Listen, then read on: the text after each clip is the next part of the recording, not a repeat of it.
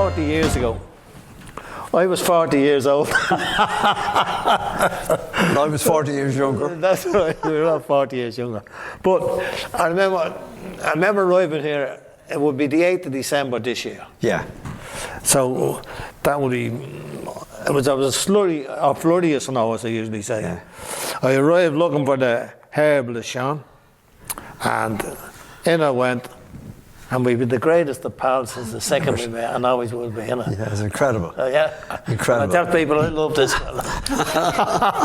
And he knows it. It was gas. You came in and we actually were in the sitting room of the house, and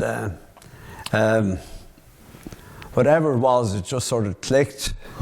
It went from there, and you know, the rest just lives on. And that's the way Well, it's Sean, we arrived at, as they say, instant rapport. Yeah, yeah. Spirituality manifests itself in the messages of goodwill. The purest form of goodwill is compassion. It's unconditional. But it was a great day, the 8th of December, you know what I mean? It was a beautiful day, and it was the day when all the people in the country go to Dublin to do their shopping. Do the shopping is right, yeah. But you have to tell me, was Dunboyne part of the country at the time, or was it part of Dublin? No, at that time Dunboyne was very much part of the country. Yeah.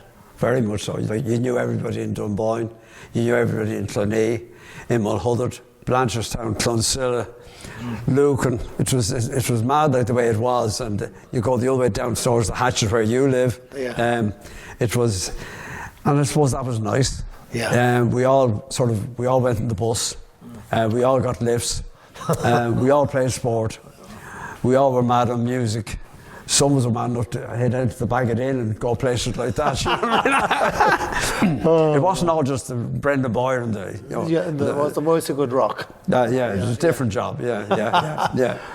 But in those days, Sean, there was nearly a motor car rally in Dunboyne as well. What There was, yeah. You had the motor racing around. There's a 4-mile circuit, and it was called you had Mike Hawthorne drove there, Emerson Fittipaldi drove there, Bob McIntyre and the Works Hondas, you know, the 150, 250, or 500 cc's, John Hartle, Ralph Renson, you know, so many lads were like world champions and so on.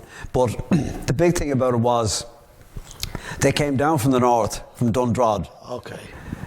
Or Kirkestown. Yeah. They came to Dunboyne, and you had the Leinster Trophy race was the cars, the Leinster motorbike race was the Leinster 200. Yeah. And then the boys went to the Phoenix Park for their car races in the Phoenix Park. So it was amazing. Like, you had people like Brian, Jerry Ashmore and Stan Hart and Brian, what do you call him? He was from Stockport, Brian Naylor. Okay. And he drove the he wrote the JBW. Drove the JBW Maserati. He came in 13th in the British Grand Prix, and then they were driving in Dunboyne. So what happened, because when they came down from the north and the cars were then going on to Phoenix Park, different place garages in the area, they would leave the cars, and Brian Naylor left his here. So we were polishing it every day, and then we'd sit into it, and you were told get out because your hand marks were on the side of the car. So, but it was lovely, because in the village you had a stand in David Yates's, you had a stand at McCabe's. There was a stand just the field down here, and the crowds of people that were there, 25,000 people came, and it was fantastic. And the big thing about the area was everything centred around the green, and with the space in the back around the church, they were the pits. But the old church was used for. They would have teas and coffees and so on. But then on the big days that have dinners, the ladies' committee would have dinners and so on. And all that was used for buy things for the school or buy things for the church or whatever. But there was just a great sense of community. It was a great thing to happen, and it was just lovely. Well, people tell me, Sean, that you could give a lot of these guys a run with their money. I remember seeing you reversing, Sean. You could reverse at fairly speedily, Sean. The strange thing about it, particularly a lot of the lads with the bikes and so on, they were very friendly. They were very friendly, and not as friendly probably with the cars, probably there was more money involved with them or whatever. But the motorbike guys were really, they were like at home. Yeah. Because like people brought them out, you know, they gave them teas or coffees and maybe a bottle of beer or whatever it was. Yeah. But the big thing was they never minded the kids getting up and sitting on the bikes. Okay. Now, in saying the car racing people were lovely as well, but there was, the bike boys were really friendly. Yeah. And I suppose if you're riding a motorbike, you're in touch with nature yourself. Yeah. You know, very much. You're very near the ground. You're very near the ditches. There's no cover over you, and it's between you and your maker. You know what I mean? I should be jumping the bridge and landing 20 feet or 30 feet down, you know, and or yards down. But the big thing about it was it put Dunboyne on the map in another way.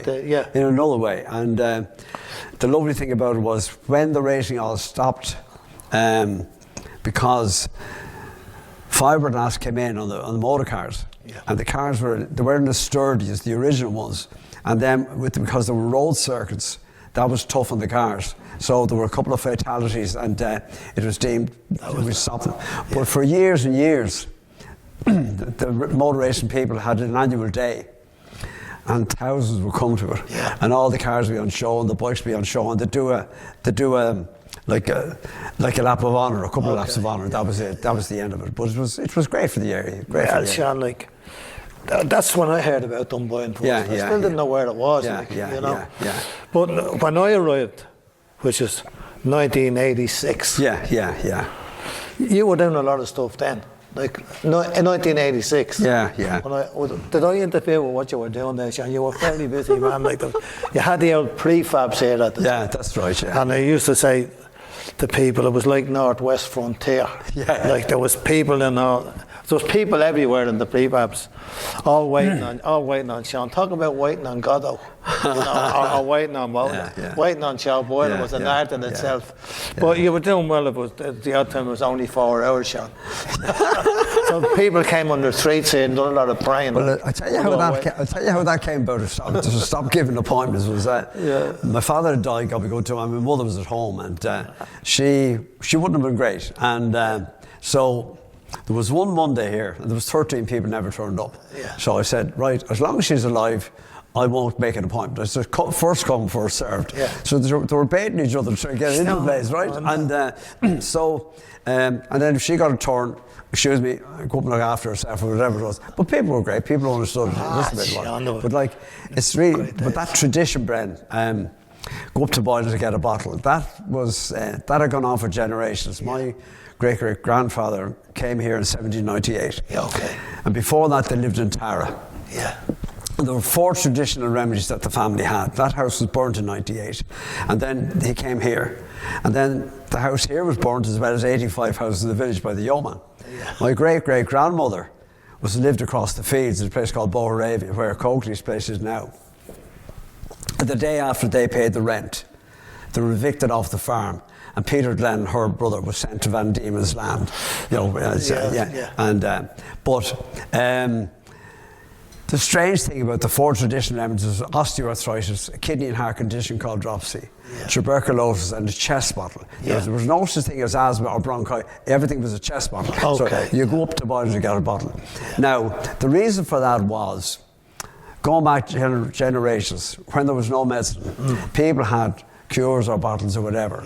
And certain families had those, and they minded those, and they protected those. So when people came to my father, God be good to him, and my grandfather, but particularly for my father and my mother, they would come, and she'd have to wash the bottles and sterilise the bottles because there was no such thing as there was no such thing as having bottles. You know what I mean? So that's, as kids, we washed bottles.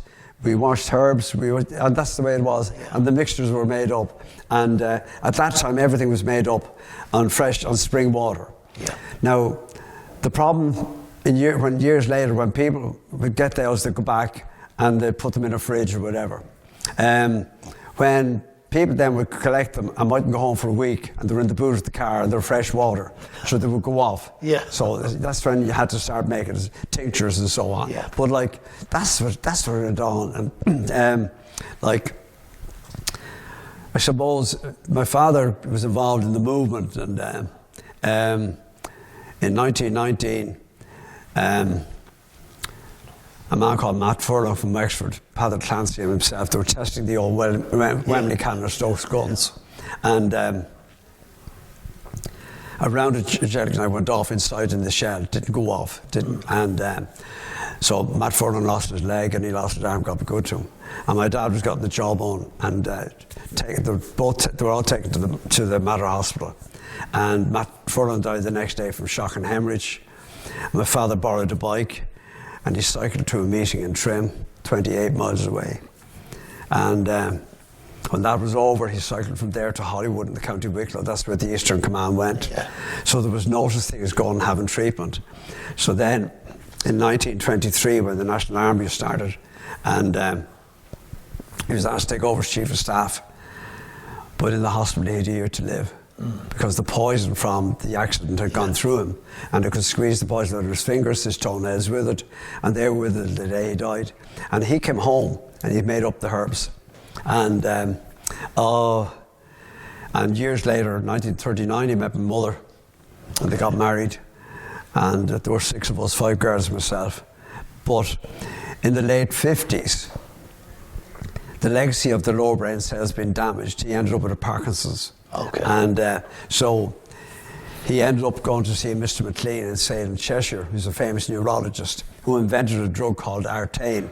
It was the first breakthrough in the treatment for Parkinson's. It got rid of the rigidity, but there were terrible side effects from it. Okay. But he was confident that from the herbs he could make up something to counteract the side effect. Yeah. And he bought a 7-year supply. And then in 1964, I bought him another 7-year supply, and he died in May 71. He was 91. And he was 28 years older than my mother. Yeah. Like, I never heard them fight. I never heard them argue. Ask your mother. Ask your mother. Ask your wise man, right? And when I was in agriculture and horticulture in college, I was finished with first year. I was 17 and a half, and I rang home one night, but after getting the phone, 1961. Yeah. And Daddy answered the phone. The first time I realised, he's older than, I thought it was somebody messing. Yeah. He's older than I thought he was. And I ended up thinking about things in a way I never did before. And 3/4 of an hour later, I asked, could I use the phone again? And I was told I could. I said, listen, I'm coming home to give you a hand for a few weeks. And all he said was very good. So I'm a bad timekeeper, Bren. As you talked earlier about people waiting 3 or 4 hours. I'm 65 years or whatever it is. But I came home and I started working at it, never thinking that anybody would ever be bothered coming to me, or that I would. And that's the way a lot of these old remedies were handed down. And then there was a lot of work done on it, and research and science and so on. But like, plants always had the chemistry. Yeah. And the fact that they were vegetable based, it meant that if you were making medicines from them, they're hard to stabilise. And that's when people started to use mineral based medicines. Okay. But you had a lot of side effects from them. So look, that's the way it went. That's the way it went on. It was just an extraordinary story, but that's the way it was. And years later. So you would have came in around 17, and you took you more or less took over 17 and a half since you were 17. Yeah. You've been doing it. So you're talking about what, tens of thousands. I remember then after he died in 71. Yeah. I wanted to go back and study, and from the time I was a child, from the time I was 10, I wanted to be a monk. I wanted to be a Cistercian monk from the time I was 10. And that stayed with me all through the years. Yeah. And so after he died in 71, I went back to study. Yeah. I'm back to study in a way I probably never did before, and yet I couldn't leave what I was doing. And the following year, I got invited to do an interview in Leicester University, where the medical faculty were running a herbal degree course. Yeah.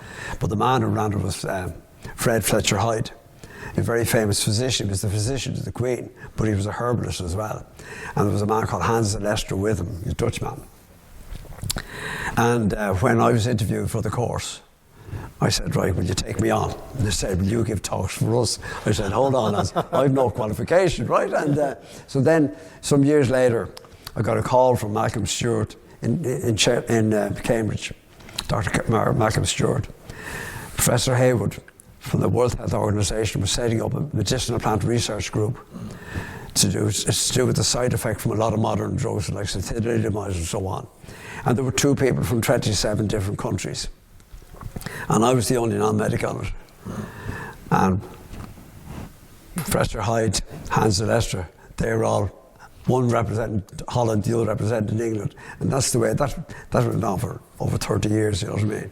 Yeah, so it was an amazing acknowledgement of the tradition that was handed down. But that's the way a lot of those traditions, you know yourself better than I do, like music, the way that has been handed down through the generations. Like it wasn't the spoken words, it was the sound, the structure of the music, and that has been carried down all through the generations. And I think that's why it's such a creative nation, really. And when there's been a lot of sort of suppression and so on, there's a freedom in the arts, and it's really interesting because last Pope Francis on the Tuesday, he died this year, but like or last year, he appealed to the arts from the Sistine Chapel to save the world. When Arthur Griffith was in Richmond Barracks before he went to jail in England, he appealed to the arts to save the world. That's right. And like, there's a freedom that comes through that, you know what I mean? And like, you know, there's also power in nature. There's a power in the plants. There's an energy in them. There's a science in them. You know, if you walk on a nettle, it stings you. You know, you say those bloody weeds. Yeah. But like that same nettle, it's an incredible antihistamine. It contains a salt called rennet salt. It's incredibly good for your pancreas, which controls your sugar levels and sediment levels. It developed in Mexico about 30 years ago, where it helps with the formation of a new red cell. Okay. Increases the intake of oxygen. And that's just a nettle, do you understand? Yeah. But like, and that happens with so many plants, the native plants in our own country. And then when it happens, with travel and with immigration and emigration, people came from different lands and they brought remedies, but they also brought sicknesses, they brought disease, and you learn to cope with them. But like, there was that great thing of, it wasn't that, like what we had, or family had, it wasn't what you would call exploiters, do you understand? Yeah, I know. Like, you go up and you collect it. That could happen on a Christmas day. Yeah. Now, it just got to the stage that you had to get some sort of a structure on it. But it still didn't change what they were good for, you know what I mean? No, I know, yeah. So, like, when you come in that day all those years ago, I said, no, lads, we're going to a different stage here. We're going to a different world, right? And the importance of humour. The importance of humour, but the importance of like not being on your own. Yeah. You know what I mean? It's and I suppose that's the big thing about the music end of it. Like, it brings this thing out in you, a freedom. The music is beautiful, and the fact that sometimes I think I'm a musician. I played a bit of soccer, and sometimes I think I'm a soccer player. Yeah, you're proud to be a soccer player. Yeah. You know, there's very few Irishmen got a call for Liverpool. You know what I mean? Well, you know, we were kind of, as the guy says, some people are born lucky, some people are born blessed. I'm lucky I was born blessed. Yeah. You know. Yeah. So when we came to meet you, Sean, and you said to me, it'll take me a few years to get you right, and I'm nearly right. But in between getting me right and nearly right, we live the kind of life some people only dream of. Yeah. Oh, that's right. Yeah. Bit of crack. Very lucky. Yeah. And when I say blessed, never be too important, you know. Well, the most important thing is I say to people, Sean, like in our last lives, we were monks who succumbed to temptation. Yeah. You know. Yeah. And we still have that thing that. Say Lord may be chased, but not yet. That's it. Like if somebody belonged to us that were monks, it's in the DNA. It's in the DNA. And there's nothing I can do about it. Yeah. No more than there's anything you can do about it. Yeah. And that kind of thing, every so often, it brings you closer to stuff that's very nice. Yeah. Couldn't be nicer. Yeah. And you realise like there's definitely beautiful people all over the world. Yeah, yeah. And I usually say, whenever I meet good people, it renews my faith in how great this whole world can be. But I don't understand the necessity for all the pain and suffering, humiliating people, stripping them of their dignity. There's nothing much I can do about that. But by just having a good time most of the time, other people can have a good time with us. But you're blessed, sorry, Sean. Those people never lose their humour. Well, the sense of humour, like when you're born with that, where you don't actually have to try to be funny, and you don't tell jokes. Yeah, yeah. But you actually enjoy somebody saying something to you. Yeah, yeah. And sometimes you say something that you haven't heard yourself saying before. Yeah. And you think, that's fairly funny, that. Yeah. But the most important thing, rather than the humour, in my opinion, is if you can relieve somebody's pain. Yeah. In any way. Yeah, and people, tens of thousands of people have arrived here over the years. Since you took over from your dad, like when you were 17. And all the people that would have left in better shape than they arrived. Yeah. To me, there's nothing more beautiful than that. Yeah. Relieving pain, Sean. And I know sometimes because you do it so often, that sometimes you may not realise the effect it has, because that's just the way life is. Like I could play a few numbers and people are having a great time because I'm so used to doing it. I mightn't realise how good a time they're having. But the healing is more important. So when I get back, when I arrived here, you were the main manager at that time, Sean. I was, yeah. And you see, like you were talking earlier about playing the soccer, right? Yeah. I'd still love to be playing, well, I was playing for the club, but you just still love to be playing for your county. Like, I'd done it for 21 years, you know what I mean? Playing the hurling, Sean. Yeah, and, but like, there's nothing like playing the game. And like, you know, when you come in as a coach and trainer, and that's what I came in, and they put the manager name on me afterwards or whatever. And but like, it's the huge thing is that realisation that the talent that people have, extraordinary talent that they have, and like, if ever you take the football out of the lads who want to play football, you're in trouble. You can't be too rigid. You can't be too like. And you know, when you get a group of lads who make up their mind, they're going to achieve something. If you behave yourself, it'll do well. You know what I mean? Yeah. Like, I had a few great years, more than a few great years. Yeah. It's extraordinary. Like going from '86, like they won the Leinster, and the last Leinster that I won with the lads was in 2001. But like, you played in 14 or 15 Leinster finals in between. You only won 8, you know what I mean? But like, it's the ones you're beating. It's like, you're playing 7 All-Irelands, you have 2 replays, but you lose 3. They're the ones that stick with you. You know, you always but like, that's what the players do. And like, the players are amazing, you know what I mean? And I don't think I ever would have lost that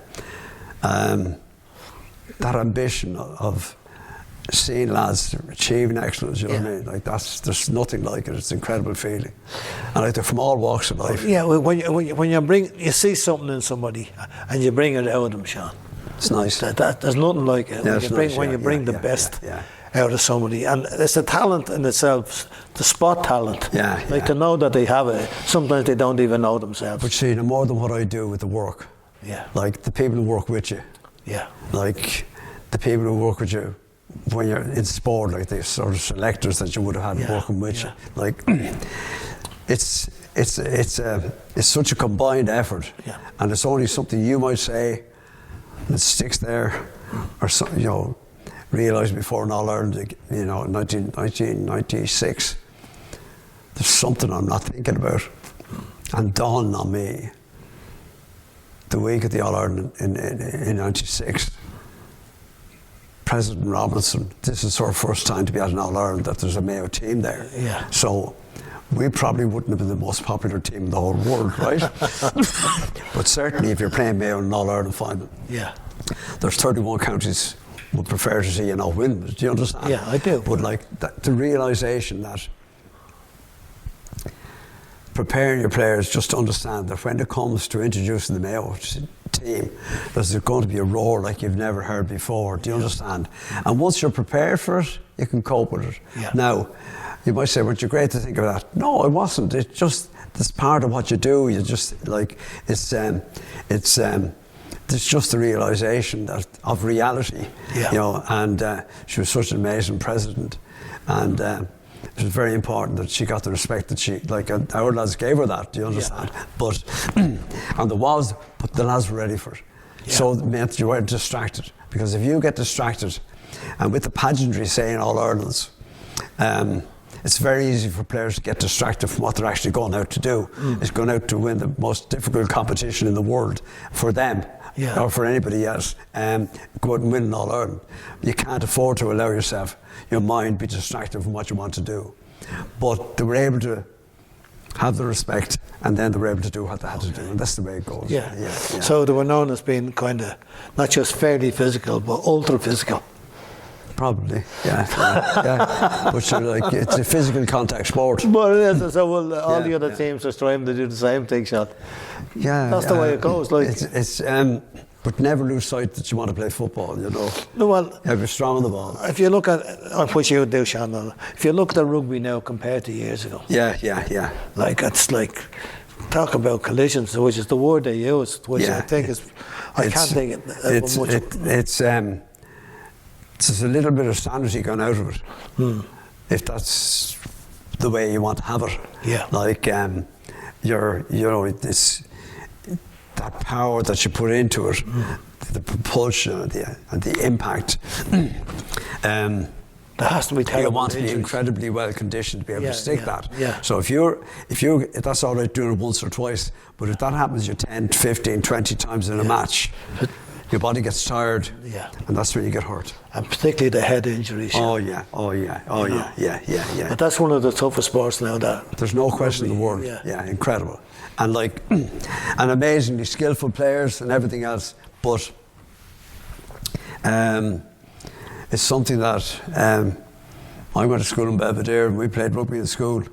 There was nothing like the way that is. Do you understand? Yeah. But no more than it's the mentality that we have as a nation. Like we love to see the collision. We love to see the physicals. But this is a little bit.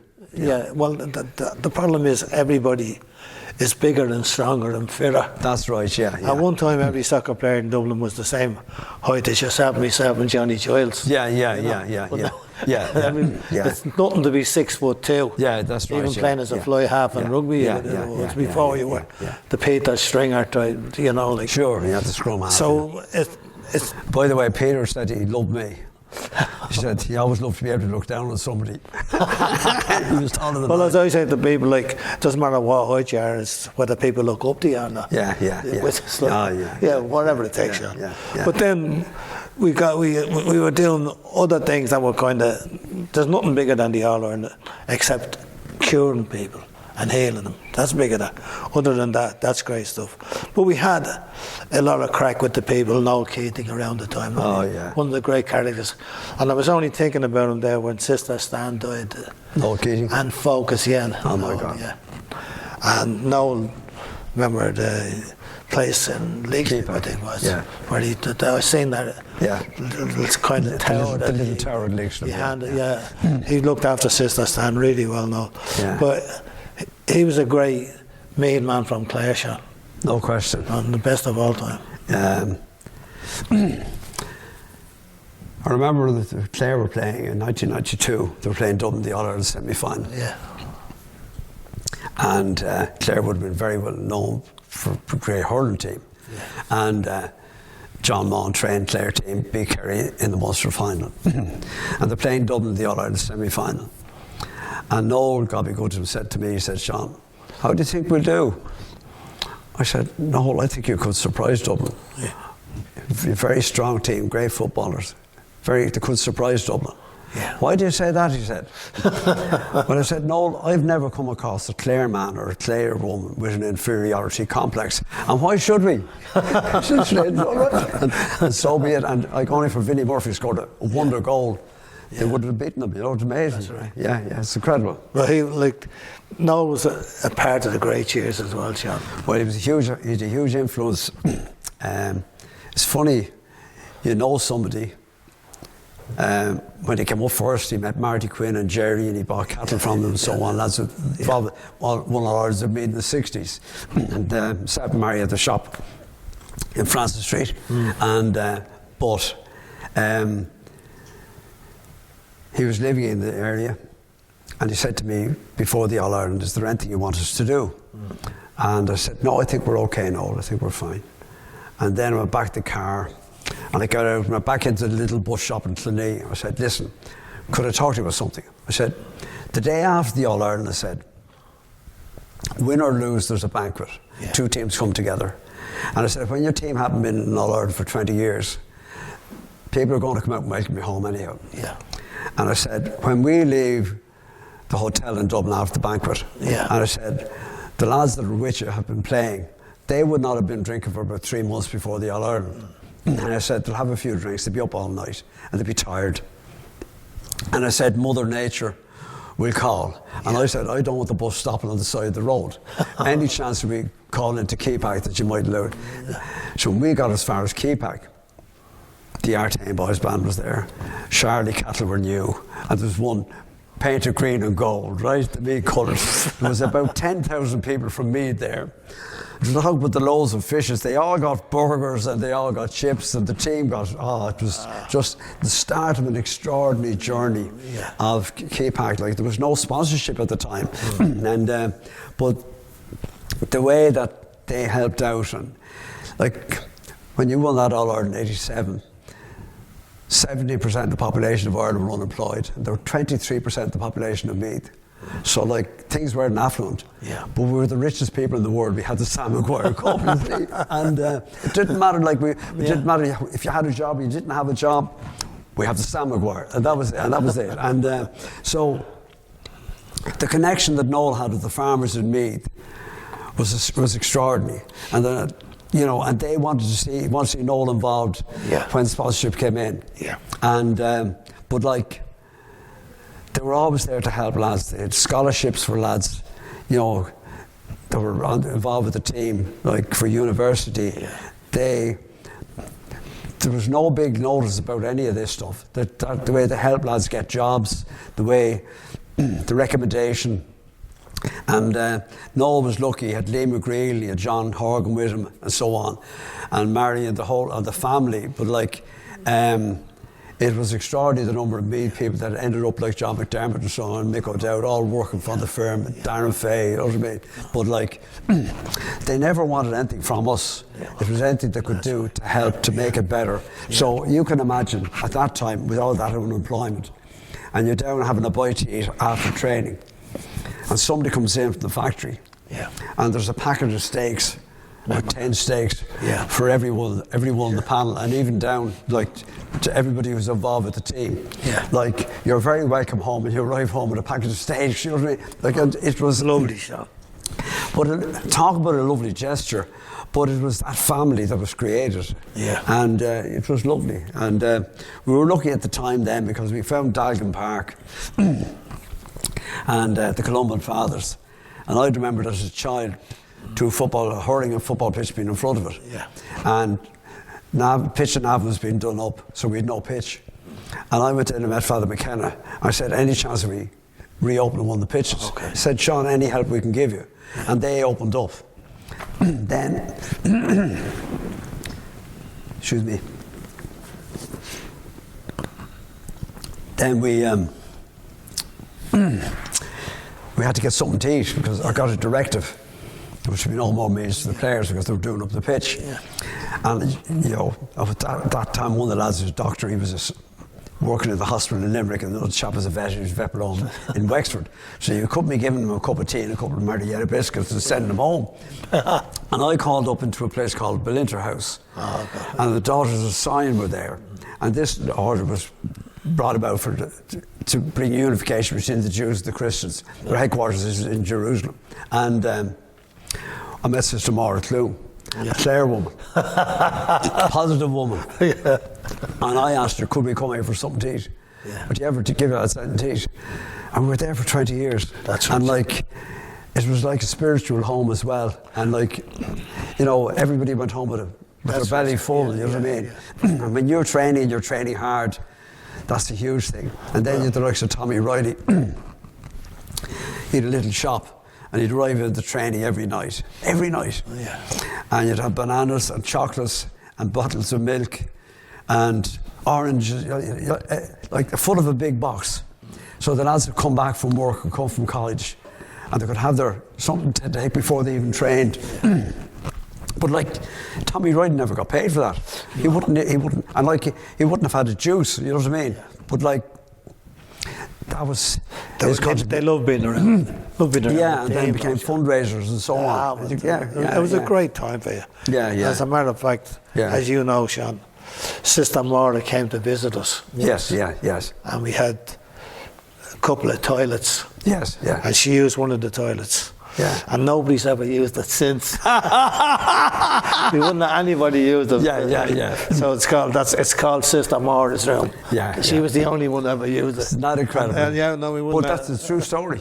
Yeah, that's a true story of the house. We wouldn't let anybody else. That's it. Yeah. So, extraordinary special woman.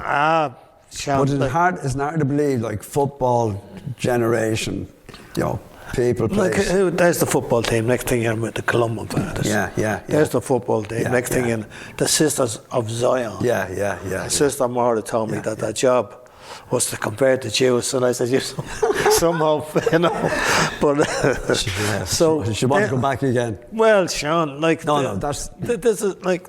We're doing all these things. This is life happening. Yeah, it is. Yeah. Well, you see, it was the same. It was the same with the herbs here. Like 40. Like there was no money. You know what I mean? Like it just came, and then just got to the stage where we started growing the herbs and started playing. But like for years, there was no. You wouldn't take anything. You know what I mean? Yeah. And that was the way it was. And people say you were mad. No, you weren't. You'd be mad not to do it because it's 2 years. But sometimes you're propelled to do things or compelled to do things. Something has you going, whether it's your DNA or what it is. But something inside you. This is what you should be doing. And you have no control over that. No. You start doing it. Yeah. Well, we went from there, Sean, as part of the crack, to John Bon Jovi. How did we manage that? We'll come from the Columban fathers, the Sisters of Zion, the Meath football team, the Herbs healing people, and me and you are getting barred out of the point when John Bon Jovi is on. But you're invited. You're invited, but then you're told you're not invited. That's right. And it's not a coincidence, Sean, that last night up on Facebook, we have 100,000 hits in 2 nights. Wow. About our little dispute with John Bon Jovi, which you were involved in on my behalf. You have no problem with John Bon Jovi. But do you remember that night we went down the point and never forget it. And we didn't get in. It was incredible on that. But like to see that even though the rule is you're not to get in. Like people knew you. People knew me. And you happen to be inside. Do you understand? Right? No. I'm paying bidders. Right?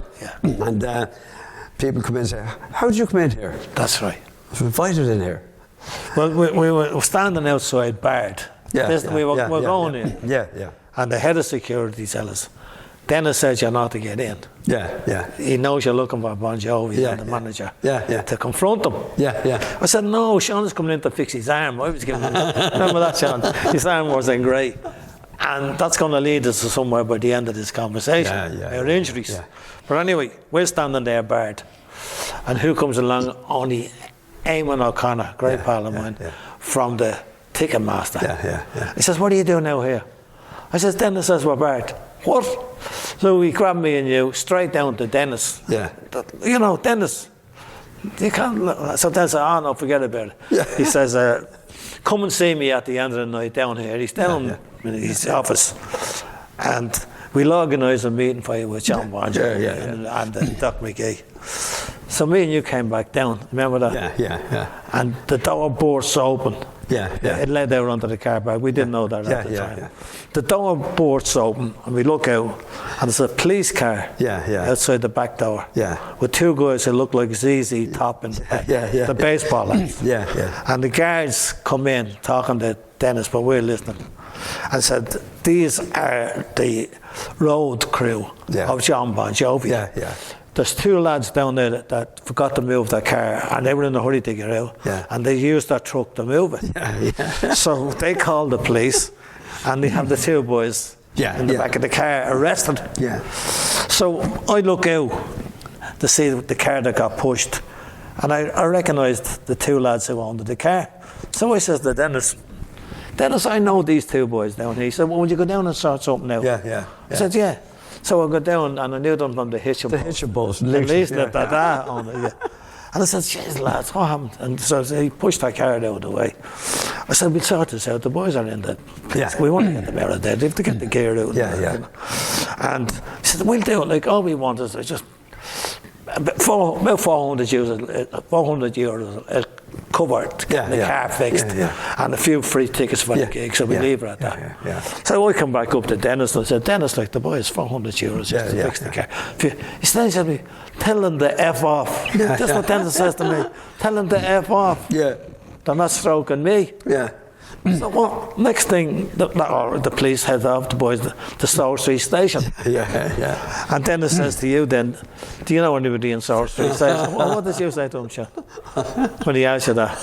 I can't remember really, but you said, if you're fair to you knew the sergeant. Or if you didn't, you might do. Do you remember that? I do, If you didn't, you might do. So Dennis says to me and you, go down to Stour Street Station and get the two boys out. Trying to get the ferry. So the two of us are sitting there. Or we went down to Stour Street Station. And who comes in? Only Harry Crosby. You know.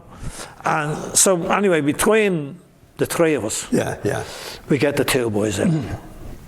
Then Dennis arrives and says, you can meet John Bon Jovi and Doc McGee at the Berkeley Court. Come on, later on. For getting the two boys out. Thanks very much. So me and you hung around for a while. Then we went down to the Berkeley Court, and this guy comes out and says, Dennis told me to tell you to F off. You know, I said, one of the cats there, you know. But so like, what could you say, Sean? That's a. Anyway, to cut a story. You're open the sports clinic. Tell me about that. I'm having this knee replacement. And it was after the treatment for the cancer. And I'm brought up to the room, and Tina's coming up with me. And there's a bit of a fuss up there. And one of the doctors came along. And I was brought into a room, and Tina's outside, but there's a great fuss because this doctor happened to be the Cavan doctor, right? And Philip Carlin, and they're after winning the under-20 All-Ireland, right?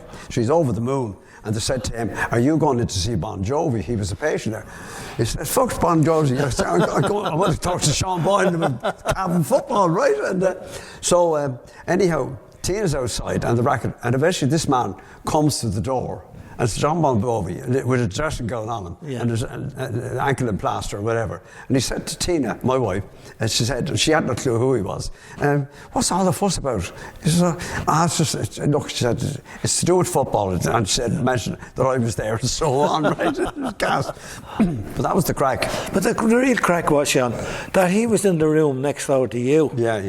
After all that we couldn't get into the point. Here he is, but I wouldn't go in to see him because I felt it would look bad for the sports clinic. Correct. Somebody told me to and confront them.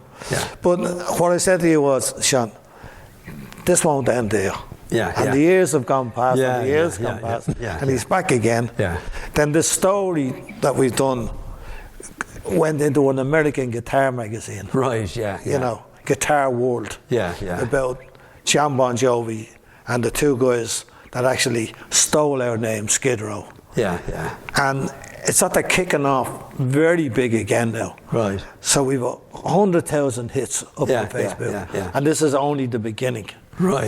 So this story is still ongoing. And me and you, Sean, That's a bit. Somewhere there's a bit of crack in it. And we're still making the bottles. Yeah. We're still doing the bottles. You know, we're still healing people. We're still the only 80-year-old double hip replacement sprinter in Ireland. So we're still enjoying the crack no end, Sean. Yeah, it's been good, Brad. Yeah, and it's been a great time. You know, and I loved it all. the whole 40 years, Sean. Yeah, and maybe there could be 40 more. There could be 40 you know what? No, we'll think about. We'll take it as it comes. Yeah. And it's the only way to do it, and live it as best you can. And with some fun, we'll have a lot more with the help of God. Well, whatever happens, you know, we've had a great time. Yes, yeah. And I honestly believe that when you had a great time, it can only get better. That's all, yeah. Brilliant.